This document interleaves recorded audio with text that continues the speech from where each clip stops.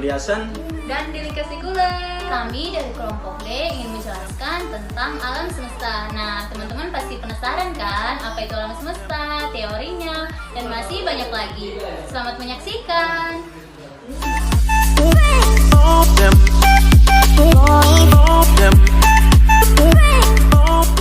Nah, sekarang kita masuk ke pembahasan ya guys tentang alam semesta. Nah, alam semesta adalah ruang di mana di dalamnya terdapat kehidupan biotik maupun abiotik serta segala macam peristiwa alam yang dapat diungkapkan maupun yang belum dapat diungkapkan oleh manusia. Teori terbentuknya alam semesta dalam pandangan sains klasik. 1. Teori state. Kedua, teori ekspansi dan kontraksi. Yang ketiga, teori tumbukan Buffon. Yang keempat, teori nebular. Dan yang kelima, teori planetesimal. Keenam, teori awan debu. Dan yang terakhir, teori bintang kembar. Baik, saya akan menjelaskan tentang teori-teori steady state. Teori ini berpendapat bahwa materi yang hilang melalui resesi galaksi-galaksi karena penghubungan alam yang berlangsung terus-menerus digantikan oleh materi yang baru saja tercipta, sehingga alam semesta yang terlihat tetap berada dalam keadaan tidak berubah atau steady state. Artinya bahwa materi secara terus-menerus tercipta di seluruh alam semesta. Teori ini sama sekali tidak menyebut peristiwa awal yang bersifat khusus pada waktu atau ruang. Tidak ada awal maupun akhir karena materi diperbaharui secara terus-menerus di suatu tempat sementara di tempat lain dihancurkan. Yang kedua, teori ekspansi dan kontraksi. Teori ini berpendapat bahwa pada suatu siklus di jagat raya, suatu siklus mengalami satu masa ekspansi dan satu masa kontraksi. Satu siklus diperkirakan berlangsung selama 30 miliar tahun. Dalam masa ekspansi, terbentuklah galaksi-galaksi serta bintang-bintang di dalamnya. Ekspansi ini diakibatkan oleh adanya reaksi inti hidrogen yang pada akhirnya membentuk unsur-unsur lain yang kompleks. Pada masa kontraksi, galaksi-galaksi dan bintang-bintang yang telah terbentuk meredup dan unsur-unsur yang telah terbentuk menyusut dengan mengeluarkan tenaga berupa panas yang sangat tinggi. Disebut juga oscillating theory atau teori mengembang dan memampat. Yang ketiga, teori tumbukan Buffon. Buffon tahun 1749 dalam bukunya Natural History menerangkan bahwa sistem planet di tata surya terbentuk karena adanya tumbukan benda angkasa luar terhadap matahari. Benda yang disebut komet sangatlah besar sehingga menyerempet matahari dan beberapa serpian bagian matahari terlepas tadi berpusing dan mengitari matahari. Yang keempat, ada teori nebular. Immanuel Kant tahun 1755 dan de Laplace tahun 1796 dalam waktu dan tempat yang berbeda mempunyai gagasan yang mirip tentang asal-usul sistem planet di tata surya ini. Karena itu, teori mereka sering disebut sebagai teori Kant-Laplace. Menurut teori, awalnya matahari kita dikelilingi oleh awan gas raksasa yang tersebar dengan radius sejauh planet terluar dari matahari. Awan gas yang disebut nebula ini diduga berasal dari ledakan-ledakan yang terjadi di matahari yang melemparkan bagian-bagiannya ke atmosfernya. Yang berikut ada teori planetesimal.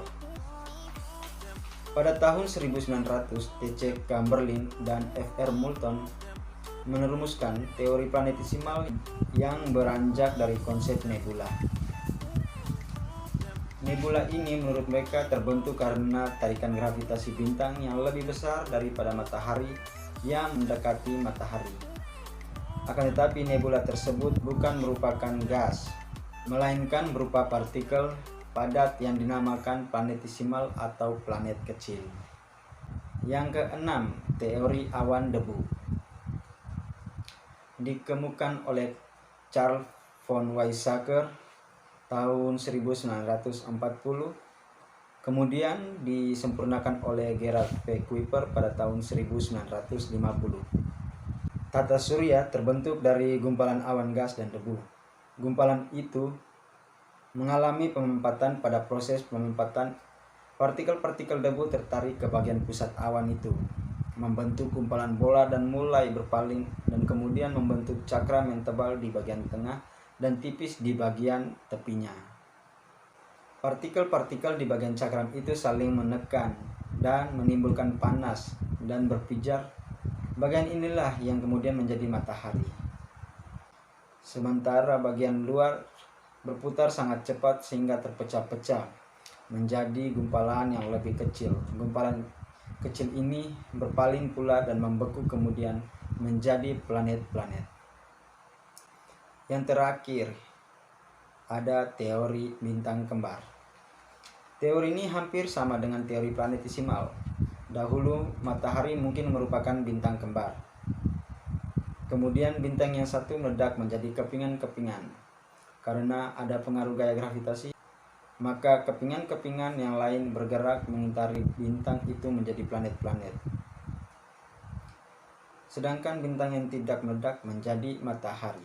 Baik, sekarang saya akan jelaskan tentang asal-usul alam semesta dalam pandangan sains modern. Nah, alam semesta merupakan ruang kosong maha luas tanpa batas, tanpa sinar terang, tanpa gaya apapun, tanpa gravitasi apapun. Tidak ada pengertian atas bawah, juga tidak ada pengertian utara, selatan, timur, dan barat. Yang di dalamnya berisi 1 miliar galaksi, dan tiap-tiap galaksi terdiri dari 100 miliar bintang, di mana tiap-tiap bintang adalah matahari dengan tata suryanya sendiri-sendiri. Gagasan mengenai asal-usul alam ini kemudian dikenal sebagai teori Big Bang. Teori Big Bang didukung oleh beberapa penemuan mutakhir. Pertama, penemuan Edwin Powell Hubble, astronom kebangsaan Amerika Serikat di Observatorium California Mount Wilson di tahun 1924. Ketika Hubble mengamati bintang-bintang di angkasa melalui teleskop raksasa, ia mendapat spektrum cahaya merah di ujung bintang-bintang tersebut. Menurut teori fisika yang sudah dia kuasai, spektrum cahaya berkelap-kelip yang bergerak yang menjauh tempat observasi cenderung mendekati warna merah. Pengamatan tersebut memberi kesimpulan bahwa berbagai galaksi saling menjauh dengan kecepatan sampai beberapa ribu kilometer per detik. Hal ini berarti bahwa alam sedang berekspansi atau meluas dan melebar, atau juga bisa dikatakan bahwa alam bersifat dinamis. Yang kedua, hasil hitungan cermat Albert Einstein yang menyimpulkan bahwa alam semesta dinamis, tidak statis, artinya alam semesta terus berkembang. Meskipun pada mulanya terimbas gagasan bahwa alam itu statis, lalu mengembangkan formula matematisnya dan berusaha melukiskan bahwa alam benar-benar statis. Namun hal itu justru menggambarkan bahwa alam itu dinamis. Yang ketiga, pada tahun 1948, Georgy Gamow berpendapat bahwa setelah ledakan dahsyat ini akan ada radiasi yang tersebar merata dan melimpah di dalam semesta. Radiasi tersebut dinamakan radiasi kosmos. Hal ini ditemukan oleh Arno Penzias dan Robert Wilson pada tahun 1965. Keduanya mendapat hadiah Nobel dari penemuan tersebut. Penemuan ini semakin menguatkan bahwa alam semesta terbentuk dari sebuah ledakan dahsyat. Yang keempat, adanya jumlah unsur hidrogen dan helium di dalam semesta yang sesuai dengan perhitungan konsentrasi hidrogen, helium merupakan sisa dari ledakan dahsyat tersebut. Gagasan teori Big Bang itu didasarkan juga bahwa galaksi-galaksi yang saling menjauh itu kurang lebih seragam di seluruh jagat raya. Oke guys, kita lanjut ke proses penciptaan alam semesta menurut Al-Quran. Allah menciptakan langit, bumi dan isinya yang merupakan bagian dari jagat raya selama 6 masa. Hal ini dijelaskan di dalam Al-Quran dan ternyata penjelasan tentang masalah ini beragam dan terdapat dalam berbagai ayat. Ada di antaranya yaitu menyatakan bahwa penciptaan selama 6 masa itu meliputi langit, bumi, dan isinya. Namun ada juga ayat yang menerangkan tentang penciptaan langit saja yang berlangsung selama 2 masa dan penciptaan bumi saja yang juga berlangsung selama 2 masa. Baik, semuanya saya akan menjelaskan tentang bumi. Bumi adalah planet bagian dalam yang terbesar dan terpadat.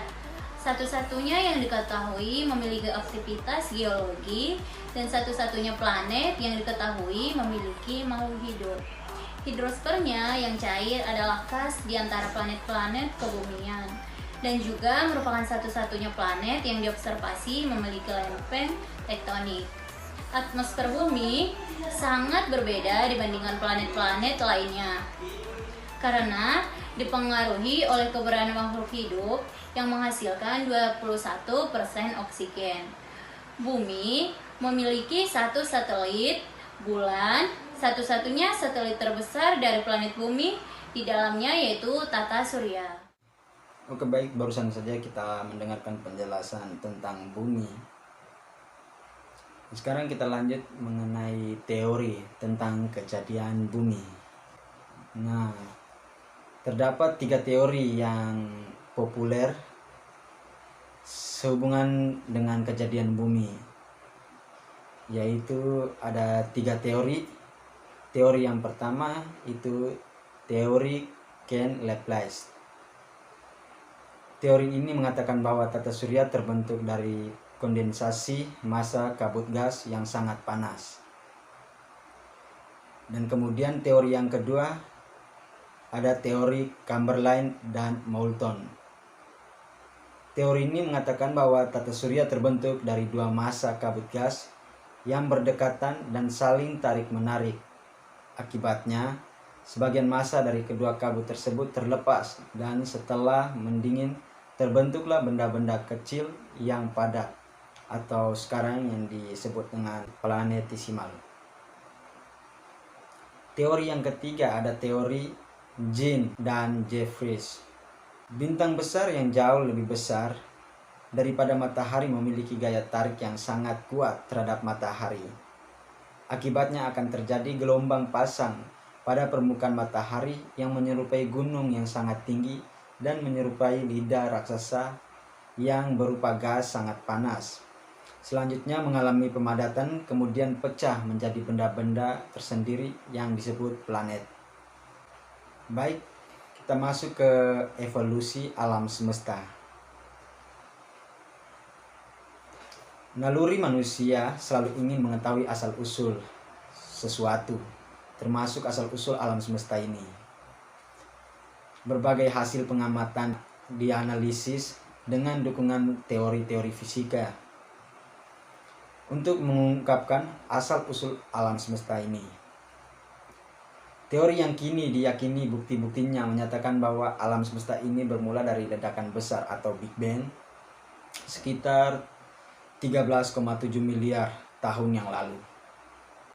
Materi alam semesta yang pertama terbentuk adalah hidrogen, menjadi bahan dasar bintang dan galaksi generasi pertama. Dari reaksi fusi nuklir di dalam bintang terbentuklah unsur-unsur berat seperti karbon, oksigen, nitrogen, dan besi. Kandungan unsur-unsur berat dalam komposisi materi bintang merupakan salah satu akte lahir bintang. Bintang-bintang yang mengandung banyak unsur berarti bintang itu generasi muda. yang memanfaatkan materi-materi sisa ledakan bintang-bintang tua. Bukti lain adanya perkembangan alam semesta diperoleh dari pengamatan radio astronomi. Radiasi yang terpancar pada saat awal pembentukan itu masih berupa cahaya. Namun karena alam semesta terus mengembang, panjang gelombang radiasi itu pun semakin panjang, menjadi gelombang radio. Kini radiasi awal itu dikenal sebagai radiasi latar belakang kosmik, atau biasa disebut dengan cosmic background radiation, yang dapat dideteksi dengan teleskop radio. Baiklah teman-teman, sekian penjelasan dari kelompok G mengenai alam semesta. Nah, jika ada kesalahan, kami mohon maaf, dan jika ada yang kurang jelas, boleh ditanyakan di kolom komentar ya. Terima kasih, dan jangan lupa like, share, and subscribe ya guys. Bye-bye.